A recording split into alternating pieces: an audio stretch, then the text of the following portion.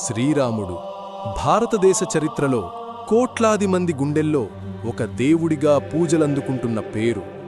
కానీ ఈ జనరేషన్ యువతలో చదువుకున్న చాలామందిలో ఒక బలమైన సందేహముంది.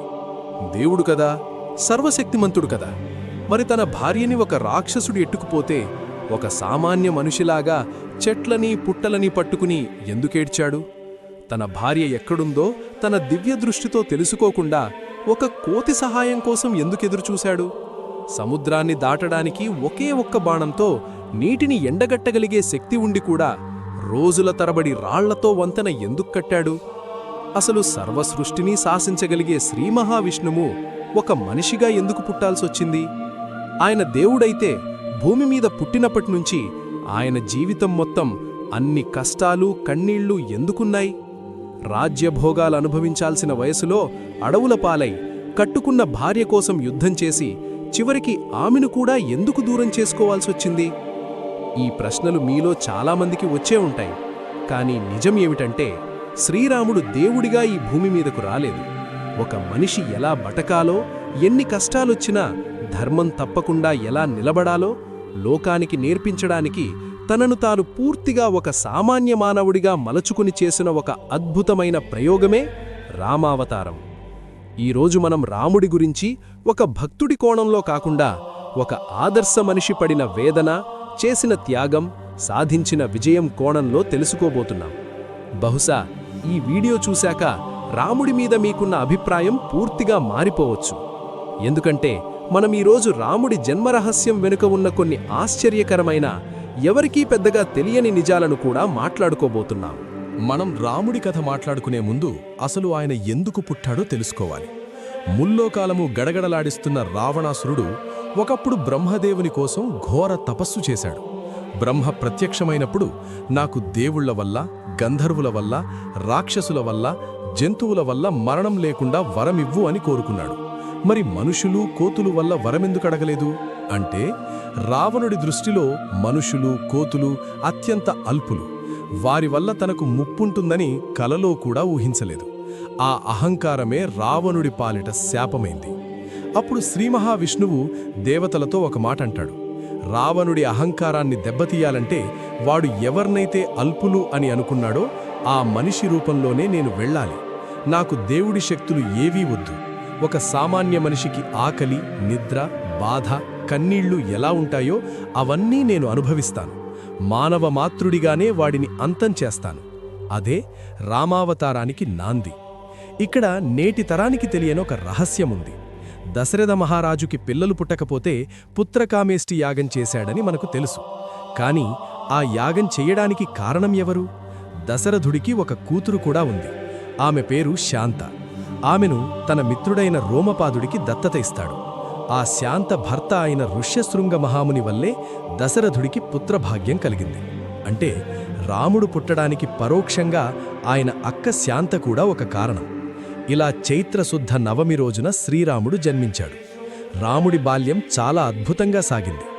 రాజభవనంలో పెరిగిన వశిష్ఠుడి ఆశ్రమంలో సాధారణ విద్యార్థిలా కటికనేల మీద పడుకుని అన్ని విద్యలు నేర్చుకున్నాడు. రాముడికి 16 ఏళ్ల వయస్సు రాగానే విశ్వామిత్రుడు వచ్చి రాముడిని తన యాగ రక్షణ కోసం పంపమని దశరథుడిని అడుగుతాడు. దశరథుడు భయపడినా రాముడు మాత్రం గురువు అడుగుజాడల్లో నడిచి తాటకి అనే రాక్షసిని సంహరించాడు. ఇక్కడే రాముడిలోని నాయకత్వ లక్షణాలు, ధర్మం పట్ల ఆయనకున్న అంకితభావం మొదటిసారి లోకానికి పరిచయమయ్యాయి. విశ్వామిత్రునితో పాటు మిథిలా నగరానికి వెళ్లిన రాముడు అక్కడ శివధనస్సును విరిచి సీతాదేవిని వివాహం చేసుకుంటాడు. ఇది కేవలం ఒక స్వయంవరం కాదు, అహంకారాన్ని జయించడం. శివధనస్సును ఎత్తడానికి ఎంతోమంది రాజులు తమ బలగర్వంతో ప్రయత్నించి భంగపడ్డారు.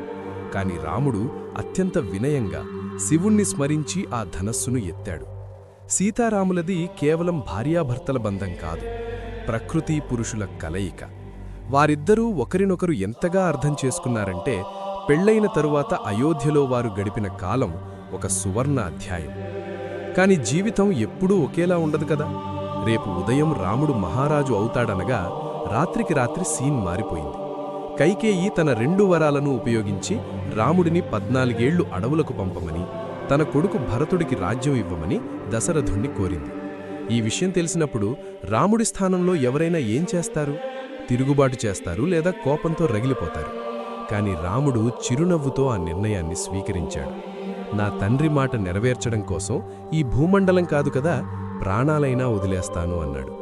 ఇదే రాముడి త్యాగం, ఒక కన్న తండ్రికి కొడుకు ఇచ్చే అత్యున్నత గౌరవం.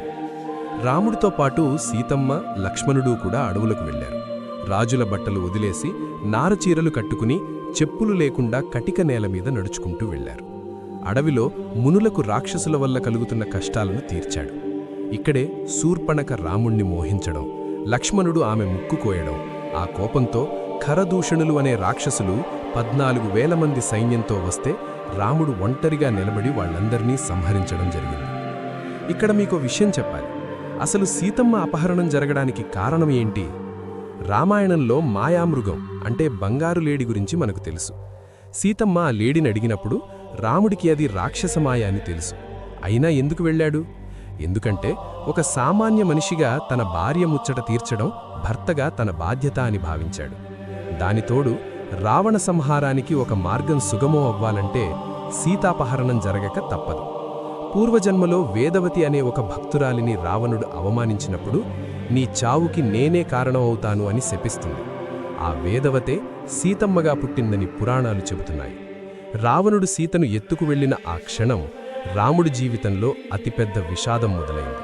సీతను కనిపించకపోయేసరికి రాముడు పడ్డ వేదన అంతా ఇంతా కాదు. ఒక సామాన్య మనిషి తన భార్య దూరమైతే ఎంతలా విలపిస్తాడో అంతలా ఏడ్చాడు. దారిలో కనిపించిన ప్రతి చెట్టుని, పక్షిని, జంతువుని నా సీతను చూశారా అని అడిగాడు. దేవుడైతే ఇలా ఎందుకు చేస్తాడు? ఎందుకంటే ఆయన మనిషిగానే ఉండాలనుకున్నాడు. తన కష్టాన్ని తనే అనుభవించాలనుకున్నాడు.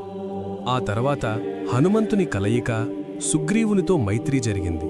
వానర సైన్యాన్ని వెంటేసుకుని సముద్రం దగ్గరికి వచ్చాడు. ఇక్కడ కూడా రాముడు నేరుగా సముద్రాన్ని తన బాణంతో ఆవిరి చేయగలడు.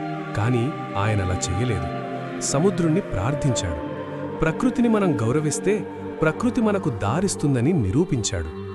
వానరులందరూ కలిసి రామసేతును నిర్మించారు. లంకలో అడుగుపెట్టిన తర్వాత జరిగిన మహాయుద్ధం మాటల్లో చెప్పలేనిది. రావణుడి సైన్యం ముందు వానర సైన్యం చాలా చిన్నది. కాని ధర్మం రాముడి వైపు ఉంది కాబట్టే విజయం వారిని వరించింది. ఇక్కడ నేటి తరానికి తెలియని ఇంకో గొప్ప విషయం ఉంది.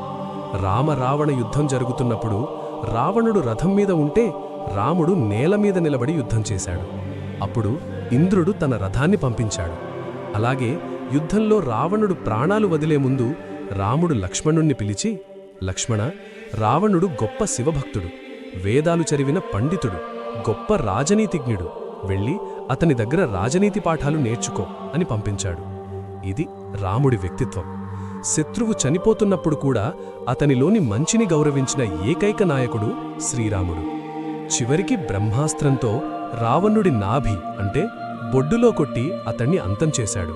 ఎందుకంటే రావణుడి ప్రాణం అతని నాభిలో ఉన్న అమృతంలో దాగి ఉందని విభీషణుడు చెప్పాడు. ఆ తర్వాత సీతమ్మకు అగ్నిపరీక్ష.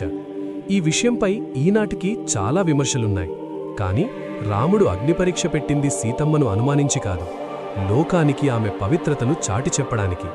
మనిషిగా తన భార్యను తాను నమ్మినా రాజుగా రేపు ప్రజల వేలెత్తి చూపకూడదనే ఉద్దేశంతోనే గుండె రాయి చేసుకుని ఆ పని చేశాడు. చివరిగా చెప్పొచ్చేదేంటంటే శ్రీరాముడు అంటే ఒక మతం కాదు, ఆయనొక ధర్మం. కష్టాలు వచ్చినప్పుడు కుంగిపోకుండా, పదవి పోయినప్పుడు బాధపడకుండా, భార్య కోసం అడవుల పాలైనా సరే వెనకడుగు వేయకుండా, ఎంత శక్తిమంతుడైన శత్రువునైనా ధైర్యంగా ఎదుర్కొని నిలబడిన ఒక ఆదర్శ మానవుడు. అందుకే ఎన్ని వేల ఏళ్లు గడిచినా శ్రీరాముడు మనకు ఆదర్శంగా నిలిచాడు. ఇదండి శ్రీరాముని జన్మరహస్యం మరియు ఆయన జీవిత వెనుక ఉన్న అసలైన పరమార్థం. జై శ్రీరామ్.